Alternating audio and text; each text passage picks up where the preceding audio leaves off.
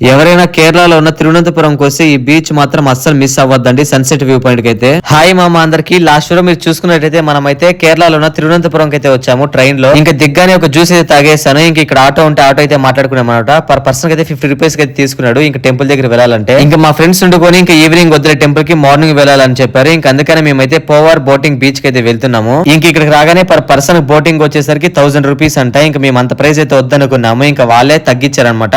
Total 8 members కలిసి 4000 rupees అయితే చేశారు ఫైనల్ గా. ఇక్కడ చూస్తున్న మురికి నీళ్ళకి మేమైతే 500 రూపీస్ పే చేసామనిపించింది. ఇంకా కొద్దిగా ముందరకు వెళ్తే అసలైన వ్యూ పాయింట్ అయితే ఇది అనమాట. అసలు నేను ఎక్స్పెక్ట్ చేయలేదు ఇంత మంచిగా మనకి తిరువనంతపురంలో సన్సెట్ వ్యూ పాయింట్ ఉంది అనుకోని బీచ్ లో. మనం 500 రూపీస్ పెట్టిన దానికి చాలా అంటే చాలా వర్త్ అనమాట. ఎవరైనా వచ్చిన వాళ్ళైతే తప్పకుండా ఈ బీచ్ కి అయితే రాండి. వచ్చిన తర్వాత ఎక్స్పీరియన్స్ చాలా అంటే చాలా మంచిగా అవుతుంది. బోటింగ్ మాత్రం వాళ్ళు చెప్పినంత ఇవ్వద్దండి, కొంచెం తగ్గిమంటే వాళ్ళే తగ్గిస్తారనమాట. ఇంకా అదంతా కంప్లీట్ చేసుకుని ఇంకా నైట్ అయితే శివ టెంపుల్ కి అయితే వచ్చాము. ఇక్కడ నుంచి మనం అయితే శివుని ఆరంగా చూసుకోవచ్చు.